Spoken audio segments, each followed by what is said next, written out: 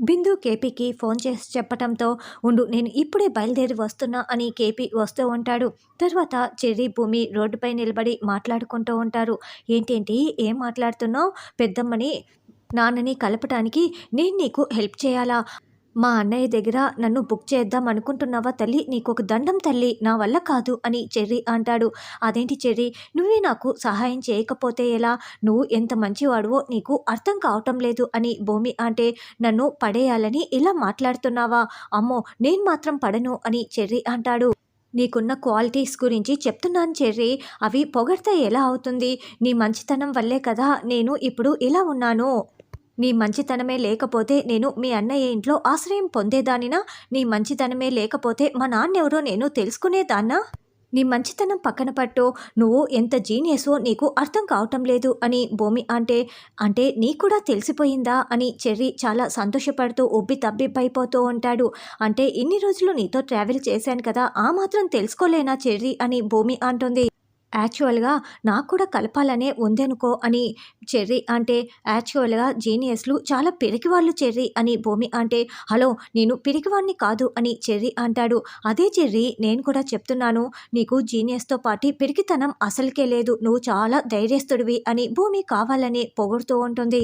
ఓ నువ్వు అలా అంటున్నావా అని చెర్రీ అంటాడు. అప్పుడే శివ టెడ్డీ బేర్ని పట్టుకొని దారిలో అందరినీ కూడా శరత్చంద్ర గారి ఇండ్లెక్కడా అని అడుగుతూ ఉంటారు.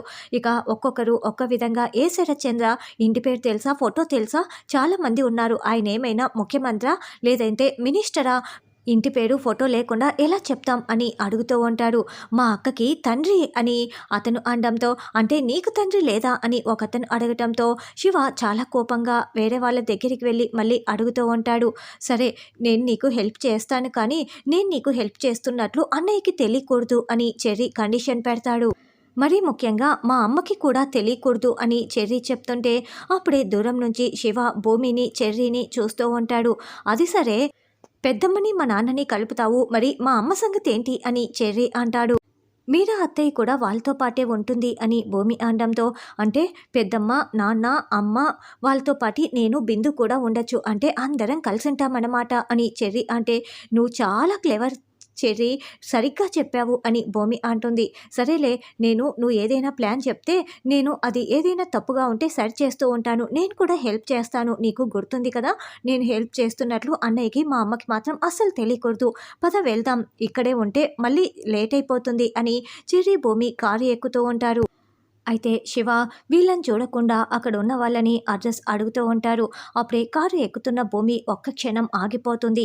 ఏమైంది భూమి, కారు ఎక్కు అని చెర్రీ పిలుస్తూ ఉంటాడు. అంటే నా రక్త సంబంధీకులు ఎవరో ఇక్కడ ఉన్నారనిపిస్తోంది అని భూమి చుట్టూ చూస్తూ ఉంటుంది. అప్పుడే శివ ఎవరితోనో మాట్లాడుతూ ఉంటాడు. అయితే శివని భూమి గమనించుకోకుండా ఇంకా ఆలోచిస్తూ ఉంటుంది. నేను కూడా నీ రక్త సంబంధమే కదా, కమాన్ ఎక్కు భూమి, అందుకే నీకు అలా అనిపిస్తున్నట్లు ఉందిలే అని చెర్రీ అంటాడు. సరే అంటూ భూమి కారు ఎక్కుతున్నప్పుడు సరిగ్గా శివ చూస్తాడు. అక్క అక్క అని పిలుస్తున్నా కూడా వీళ్ళు కారులో బయలుదేరి వెళ్ళిపోతారు. శివ పిలవటం భూమి గమనించుకోదు కాబట్టి అలా వాళ్ళు కారులో వెళ్ళిపోతారు. అయినా కూడా శివ కారు వెనకాలే పరుగులు పెడుతూ ఉంటారు. వీళ్ళ కారు వెళ్ళిపోవటంతో అబ్బా అక్క మిస్ అయిపోయిందే అని శివ బాధపడుతూ ఏడుస్తూ ఉంటాడు.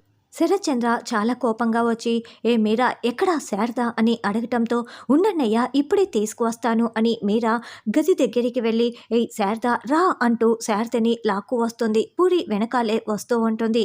ఏ శారద, పెళ్లిలో విడాకుల పేపర్స్ మీద సంతకాలు పెట్టి మా పరువు తీసి పెళ్లి జరగకుండా వెళ్ళిపోయిందే కాకుండా మళ్ళీ ఆ విడాకుల పేపర్స్ని మాయం చేస్తావా? ఎక్కడ విడాకుల పేపర్స్ అని శరత్చంద్ర నిలదీస్తూ ఉంటాడు.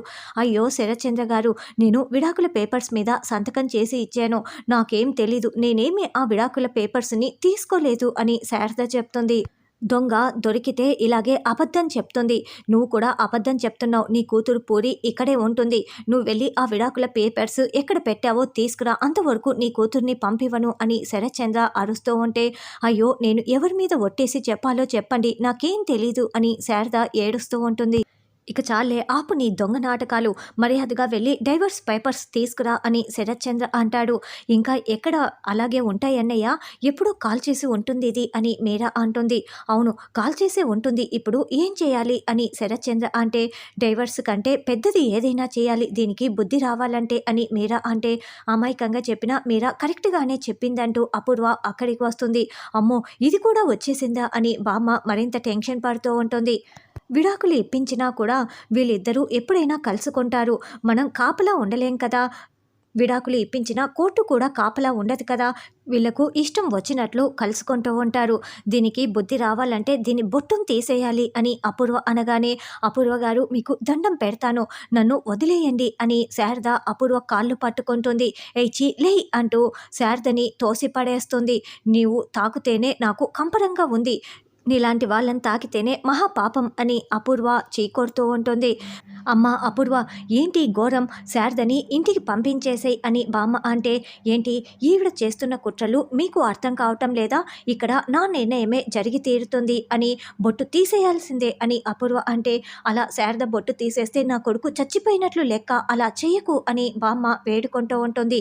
ఏంటి శారద దృష్టిలో, ఆ కుటుంబం దృష్టిలో కేపీ చచ్చిపోయినట్లే, మీరా బొట్టు పెట్టుకునే ఉంటుంది కదా, మీరాకి మాత్రమే కేపీ భర్త, ఇప్పుడు ఈ శారదకి చేస్తున్న బొట్టు తీసేయటంతో కేపీని తలుచుకోవటానికే భయపడిపోవాలి, ఆ ఇంట్లో తెల్ల చీర కట్టుకు తిరుగుతూ ఉంటే ఇంకెప్పుడు కూడా కేపీ ఆలోచనే రాకూడదు ఈ శారదకి అని మీరా, ఇంకేంటి చూస్తున్నావు, ఆ ఏర్పాట్లు చూడు అని అపూర్వ అంటుంది. మీరా, సాధారణంగా ఇలాంటి పనికి ముత్తైదువులు వస్తారు, కానీ ఏదైనా వెరైటీగా చేయి, ఎందుకంటే ఈ శారదకి జీవితాంతం గుర్తుండాలి కదా అని అపూర్వ అంటుంది. అది కాదమ్మా, నా మాట విను అని బామ్మ ఎంత వేడుకున్నా కూడా, నా ఇంట్లో నేను తీసుకునేదే నిర్ణయం, ఇష్టం ఉంటే ఉండండి లేదంటే వెళ్ళిపోండి అని అపూర్వ అరుస్తూ ఉంటుంది. ఇక శారదని బలవంతంగా బయటికి లాక్కు వస్తుంది. అప్పుడే బిందు, అమ్మ నువ్వైనా చెప్పమ్మా, పెద్దమ్మకి బొట్టు తీసేస్తే నాన్న చనిపోయినట్లు, ఇది ఘోరమమ్మా, వద్దమ్మా అని బిందు మీరాకి నచ్చ చెప్తూ ఉంటుంది. నోరు మొయ్యవే అంటూ మీరా బిందు చెంప పగలగొట్టి అరుస్తూ ఉంటుంది. అమ్మ అపూర్వ వద్దమ్మా అని బామ్మ ఎంత చెప్తున్నా కూడా అపూర్వ అస్సలు వినదు. అత్తయ్య మీరైనా చెప్పండి అని శారద దండం పెడుతూ వేడుకుంటూ ఉంటుంది. వెళ్ళిపోవటానికి ప్రయత్నిస్తూ ఉంటుంది. అమ్మ అమ్మ అని పూరి ఏడుస్తూ ఉంటే పూరిని గట్టిగా పట్టుకొని ఉంటారు. చూడు శారద, నువ్వు ఈ కార్యక్రమానికి సహకరిస్తే సరే, నువ్వు సహకరించలేదే అనుకో, నీ కూతురు పూరిని చూస్తున్నావు కదా, దానికి జీవితమే లేకుండా చేస్తాను, మర్యాదగా సహకరిస్తావా లేదా అని అపూర్వ వార్నింగ్ ఇవ్వటంతో ఇక శారద సైలెంట్ అయిపోతుంది. తను మానసికంగా మొగుడు చచ్చిపోయాడన్న ఆలోచనలో ఉందిలేండి, మీరు కానివ్వండి అని అక్కడికి వచ్చిన ఆడవాళ్ళకి చెప్పటంతో ఇక వాళ్ళు శారదను కూర్చోపెట్టి ముఖానికి పసుపు రాసి బొట్టు పెట్టి తీసేస్తూ ఉంటారు. ఇదంతా చూడలేక పూరి కళ్ళు మూసుకుంటూ ఉంటుంది. అలా గాజులు బొట్టు తీసేసిన తర్వాత ఇక కానివ్వండి, తాళి తెంచేయండి అని అపూర్వ చెప్తుంది. ఇక తాళి తీసేస్తూ ఉంటే పూరి మరింత ఏడుస్తూ కళ్ళు మూసుకుంటూ ఉంటుంది. మరోవైపు భూమి ఇప్పుడు శారద అత్తయ్య, కేపీ మామయ్య ఇద్దరు కలవాలంటే నిజం తెలియాల్సిందే అని అనుకుంటూ వస్తూ ఉంటుంది. మరి తాళి తీసేసే లోపల భూమి అక్కడికి వచ్చి అడ్డుకుంటుందా అన్నది రానున్న ఎపిసోడ్లో తెలుసుకుందాం.